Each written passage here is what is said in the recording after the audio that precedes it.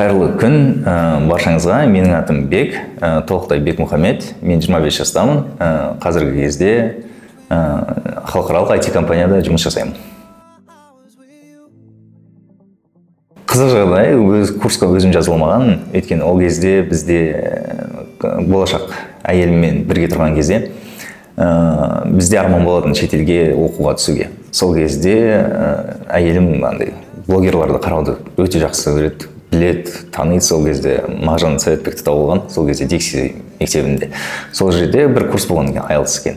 Дайындық 2 айда өзі бірінші рет шығарып тұрған. Сол кезде мен айтты, қатысып көрсей дегендей сияқты. Сол кезде ойладым, я жарайды, неге болмасқа. Бірақ мен курстардың өздерін жақсы көрмеймін. Қатты курстарды мен сенбеймін, қатты сенбеймін, скептиспен қараймын. Бірақ қатысқаннан бері, былай айта салайын, курсқа деген ағылшыным жалпы қалай болды.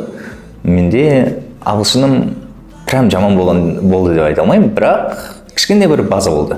Видеоларды көре алатынмын, бір нәрсе түсе алатынмын, бір-екі сөздер айта алатынмын, бірақ өзіме деген сенімділік болған жоқ. Мүлдем ағылшынша сөйлеуді қорқатынмын, тыңдасам бір стресс болатын, оқыған кезде андай бір уже қатты шаршап кететін, то есть 1-2 минут бір текст оқысам болды, шаршап, не істеп, өз-өзіме сенбей, настроение түсіп кететін. Бірақ курсқа қатысқан кезде бір кезде андай нәрсе болды да, Мағжанмен сөйлескен кезде ол сондай бір вайб бере алды да, маған спикинг уақыттары кезінде андай өзіңді күшті сөйле, вау, қандай күшті сөйлейсің, акценттерің қандай мықты, давай продолжай дегендей сияқты әңгіме айтқан кезде мен өз-өзіме прям вау, мен күшті екен, ағылшынды күшті сөйлей салады екенмін ғой дегендей сияқты бір сенімділік пайда бола бастады. 2 айдың ішінде шынында да мен ағылшынды жек көрген стадиядан бастап жақсы көрген стадияға дейін өттім.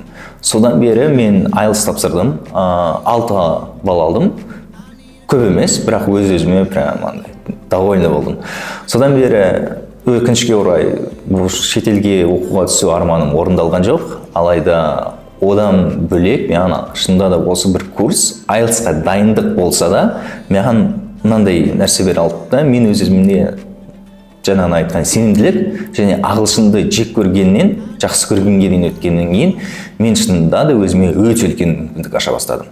Мен әрдайым, мен өзім университет бітірген жоқпын. Сол үшін менде андай тұрақсыздық болды. Өйткені менде бір жерден екінші жерге жұмыс істейтінмін, бір сферадан екінші сфераға ауысатын, бірақ әрдайым кішкентай кезімнен бастап IT-ға түскім келді. Сол кезде мен бірақ IT-ға түсу үшін көбінесе не керек? Ағылшын тілі керек. Ал бұғанға дейін ағылшын тілін не үшін оқыған жоқпын, өйткені қорқатынмын. Ал бұл курстан кейін мен ойладым, 24 жыл өтті. Неге мен ағылшынды үйренген жоқпын? Мына курстан өттім, ағылшынды біледі екенмін, сөйлесе алады екенмін. Давай мен осыны үйренейін деп, тегін YouTube'дағы үндістер түсетін видео курстарды көре бастадым да, шынында да ағылшындарын түсіне бастадым. Басқа тегін курстарды көріп, 3-6 айдың ішінде IT мамандығын үйреніп алып, қазір халықаралық компанияда жұмыс істеп жатырмын. Өте үлкен, өте күшті условиялар, керемет, барлығы ағылшынша сөйлеседі, коллегалардың барлықтары андай мақсат халық емес, Джеймс, Клаписон, Эндрю дегендей сияқты коллегалармен сөйлескен кезде өте қызық болады, және өз-өзіме андай әрдайым осы бір курсты есіме аламын, және қалай көмектескенін, және бұғанға дейін ол Мағжан Советбектің жасаған курсына дейін, және одан кейін мен басқа курстарды өткен жоқпын. Жалғыз ғана базам сол ғана болатын, және солның арқасында осындай бір жетістікке жеткенім прям күшті деп ойлаймын.